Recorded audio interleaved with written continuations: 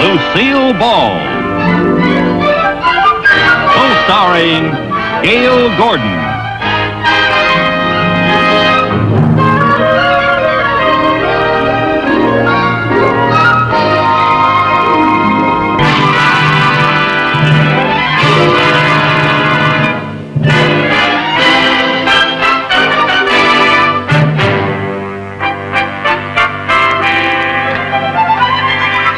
Good morning.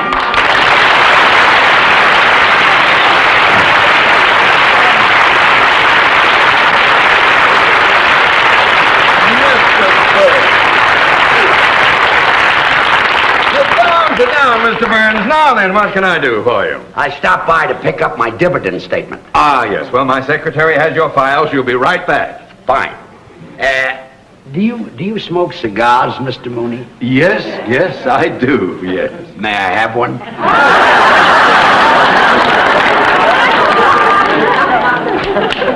Thank you.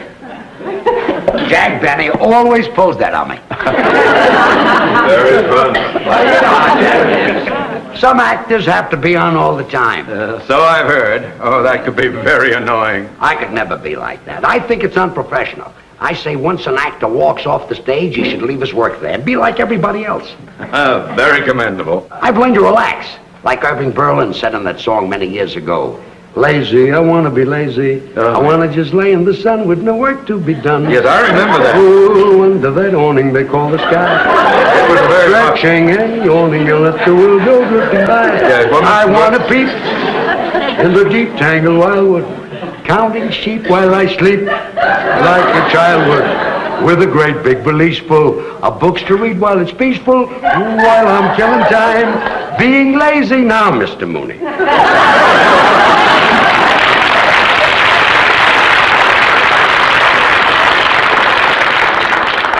Maybe I can find your file, Mr. Burns. It should be here under the B's.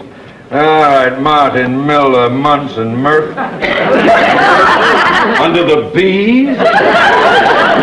Maybe we'd better wait for my secretary. I hope you don't mind waiting. Think nothing of it. Now that I'm not doing an act anymore, all I've got is time on my hands, you and Will, nothing but love in view. And if I fall, once and for all, I'll see my dreams come true. Moments to spare for someone you can't fall. Excuse me, Mr. Burns. Yes, I was here, ma'am. Hope you, we could. Time on my hands, you and Mr. Mooney, don't be embarrassed. Nobody ever lets me finish a song. Would you care for another cigar? Oh, no, go right on with your work. I'll just sit here and look at the stock report. Oh, yes. I envy you, Mr. Burns. How's that? Well, being able to retire in the prime of your life, just sit back and to collect dividends. Well, that might be true about some people, but not about me. Huh? It kills me not to be doing an act. Well, why did you stop working?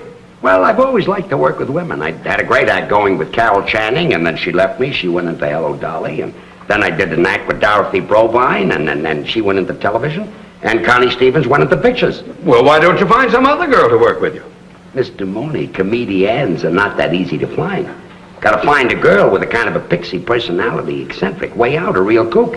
A girl like that is very, very hard to find. Here's the contract, Mr. Mooney. Well, it's about time you got here. I've been trying to find Mr. Burns' file. Oh, George Burns. How do you do? Oh, you've been a favorite of mine for years. Thank you. Oh, I used to watch you all the time on radio. You watch me on radio? I mean, I used to listen to you on television. Listen to me on television. Yeah, that was the year my picture tube went out. You should have gone back to watching me on radio. Oh, you say the funniest thing. Mrs. Carmichael!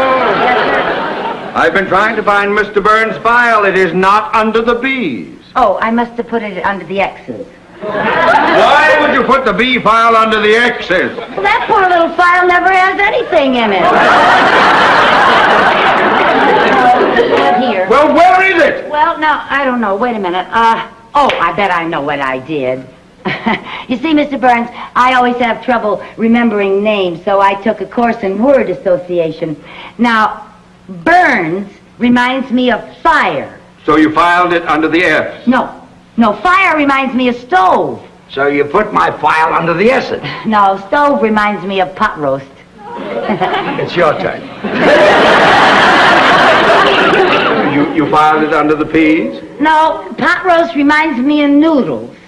Mrs. Carmichael, you're making me angry. You're making me hungry. And noodles reminds me of my mother.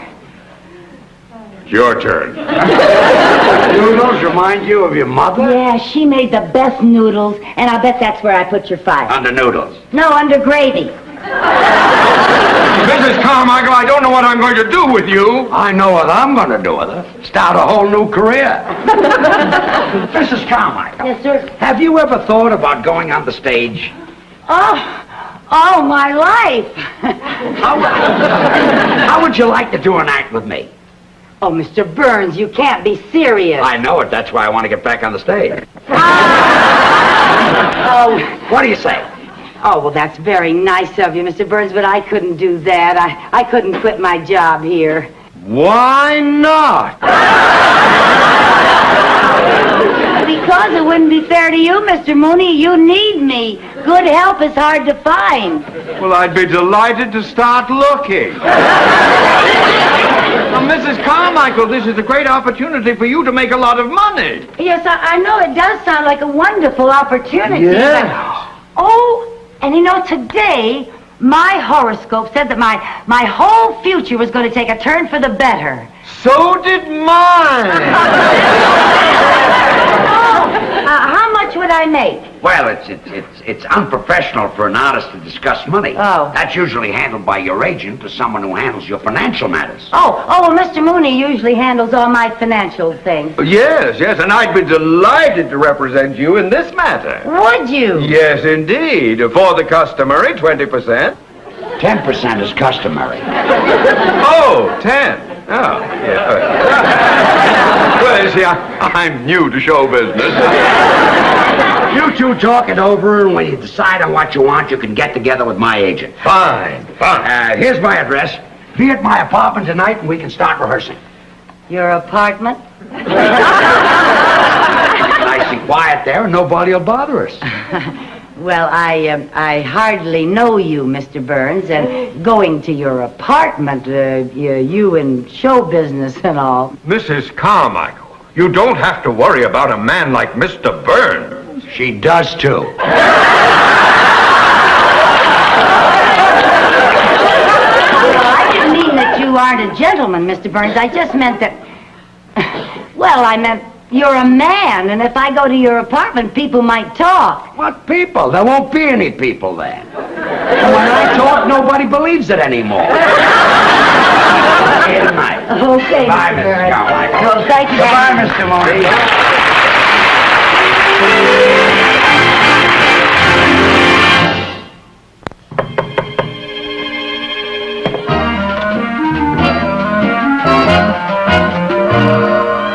Mr. Burns. Good evening. Come on in. Thank you.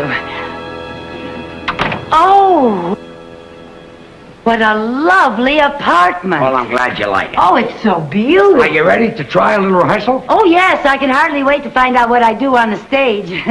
First, you've got to learn how to get on the stage. Oh, yes, sir. See, making an entrance is very important. Oh. Now, let's see. Where are we? That'll be the wings right there. Oh, uh-huh. Now, this will be center stage. Yes, sir. Yeah. Is that the audience out there? That's the audience. Okay. Now, we're introduced over the house mic. Oh, are we? Ladies and gentlemen, here they are, George Burns and Lucy Carmichael. Now, the orchestra plays our entrance music. Oh, what is our entrance music? Some of these days. Oh! Now, let's make our entrance. Let's Oh, go into from the- over here. Now, you walk out just like I do. Yes, sir. Okay. Yes, sir. Now, here they are, ladies and gentlemen, George Burns and Lucy Carmichael. Now, there's music, and I'm walking out, and I'm bowing, and I get to the center of the stage, and when I get to the center of the stage... Sorry, Mr. honey, you walked out too fast. Oh, well, I guess I've waited so long to go on stage that I was kind of in a hurry. You belong over here. Oh, over here. Over there. Oh. That's it. Now, we'll start. Yes. Well, Lucy, say hello. Hello. Not to me, to the audience. Oh. Hello. Don't look down at the audience. The people in the back can't see you. Oh. Hello. Now, I'll tell you a little trick. Especially when you're new and you might be self-conscious. You look out at the audience, but you don't see them. You sort of look past them. Oh. Well, now. Well, Lucy, say hello. Hello. Very good. Oh, thank you. Do that again. Hello. What's that? What is that business? Oh, a little curtsy. Yeah, well, I saw Ginger Rogers do that on the Late Late Show last night. Yeah, I saw her on the show. She's my favorite. My very favorite. Look, she's very good. Yeah, Fred Astaire was in the picture, too. It was a wonderful picture. You know, at the beginning of it, Fred was an ambitious young dancer playing in a show in Muncie, Indiana. Muncie. You ever been in Muncie? I was closed there. Oh. Well, Ginger Rogers is one of the chorus girls in the picture, and Fred's up there dancing away, you know, and Ginger's in back of him kicking with the girls, you know, and she accidentally kicks Fred. And the people laugh, and Fred is very embarrassed, you know. And then the girls go off stage, and Ginger starts for her dressing room, and Fred comes off stage, grabs her, and starts bawling her out. And that poor little thing is on the verge of tears. She's hurt? Not her, him. Oh, him? It hurt where she kicked him. Oh. And he tells her she's nothing but a clumsy clown with 2 left feet. And he calls her a no-talent nitwit. And then she calls him a swell-headed nincompoop. Yeah, and that's when they realize that they really love each other. It always... So later that night, he goes over to her apartment to apologize for bawling her out, you know. And he knocks on the door. He knocks on the door. If that's Fred Astaire, I'm giving up cigars. Come in. Oh, good evening, Mr. Burnley. Nice to see you. Hope you don't mind my dropping by. Now, I suppose you came by to transact a deal. Yes, I did, and to see how my client is getting along. Well, we've been rehearsing a little bit. Yeah, Mr. Burns is teaching me how to say hello. Hello. Oh, my, that's very good. She'll be worth a lot of money, this girl. Well, I don't discuss money. You'll have to talk to my agent. Hello. Yeah, no more. Hello? Save it until after we've made a deal. Oh.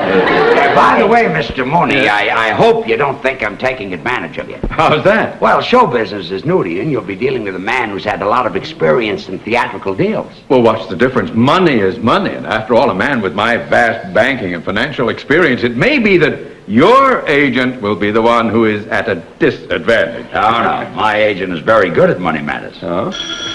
Excuse me. Yeah. Hello? Mr. Burns, your agent's calling. Good, put him on.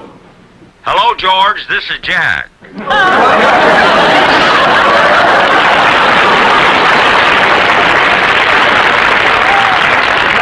in time. Mrs. Carmichael's agent is here right now. Fine. Let me talk to him. Good. Here he is. His name is Mooney. Mr. Mooney. Hey, Mr. Mooney, my agent. What's his name? Benny. Jack Benny. Jack Benny is your agent?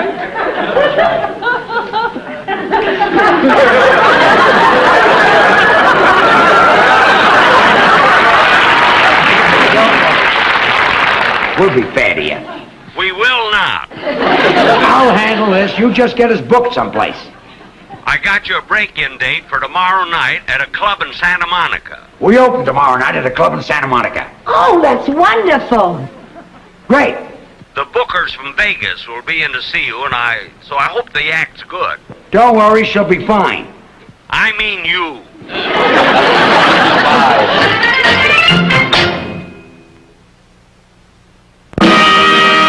And now, ladies and gentlemen, George Burns and Lucy Carmichael.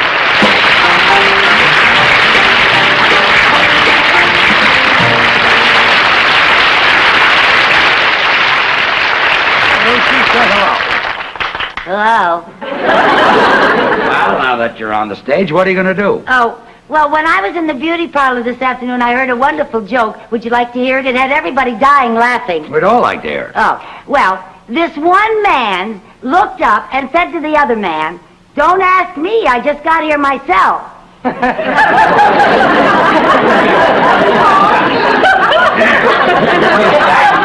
Is that the joke? Well, there was some stuff ahead of it that I didn't hear. That's the line that they were dying laughing at. I wouldn't tell that if I were you. Too old? Oh, yes, it's been kicked. Oh. Let's talk about your brother. Oh, which brother do you want to talk about? The one that's married or the one that's in love? The tall one. Oh, yeah. Well, that's my brother Harry. He's with the FBI. Your brother's with the FBI? Yeah, they picked him up in Kansas City.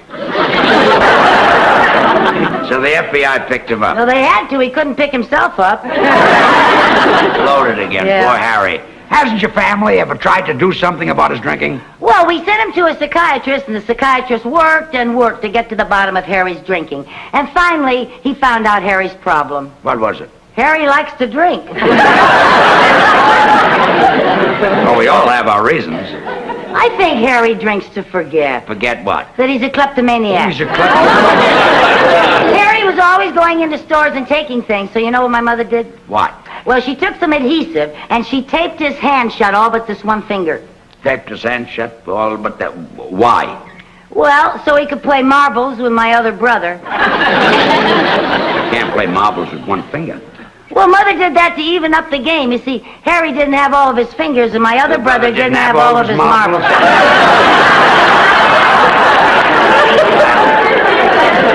That made the game even. Yes, it did. But when your mother taped up Harry's hand so that he only had one finger, did this stop his shoplifting? Well, it helped. All he could steal were donuts. Harry liked donuts. That's right. It was a donut that broke Harry's back. Donut broke his back? Yeah, you see, he had a donut in his right-hand pocket, and he tried to get it out with his left hand. And broke his back? Yeah. Well, the next time he's got a donut in his right-hand pocket, tell him to try to take it out with his right hand. Well, that's kind of hard when you got your pants on backwards. He had his pants on backwards? Yeah, you see, Harry had a suit with two pair of pants, and he put one pair on frontwards and one pair on backwards. So that he could walk either way. That's when the truck hit him. What truck? The truck that didn't have its lights on. Well, why didn't the man in the truck have his lights on? Well, he didn't have to. It was daytime. Well, if it was daytime, didn't the man in the truck see your brother coming? He didn't know it was my brother. Oh, he saw two pair of pants coming toward him, and he drove right between them. Well, that's our music cue.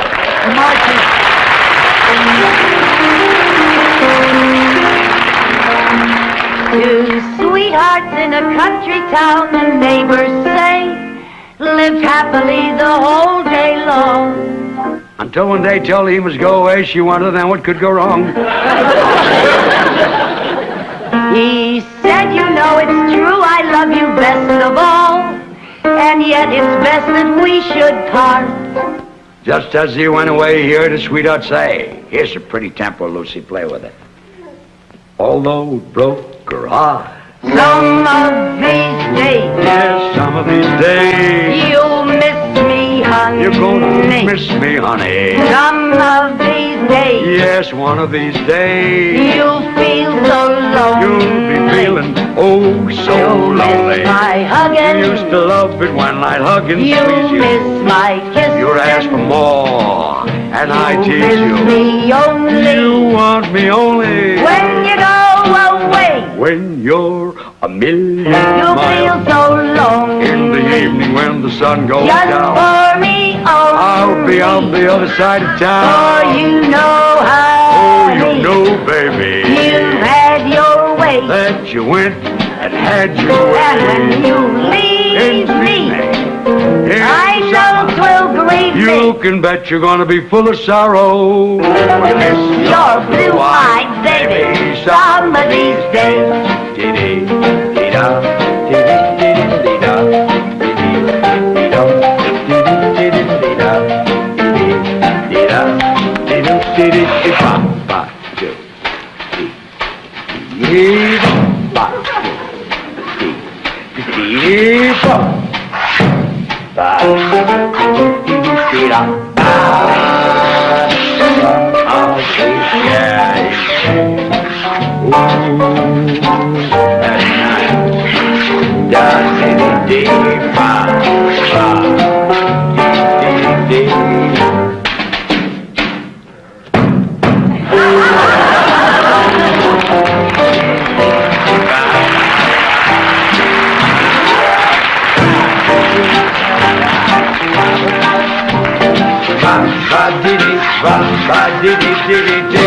Lonely, just for me only. Want you know, honey, that you've had your way. That you've had your way. And when you say goodbye, wipe that tear from your eye. You're gonna miss your baby. You're gonna miss your red-haired mama. You're gonna miss your blue-eyed baby somebody. Miss your blue-eyed baby somebody.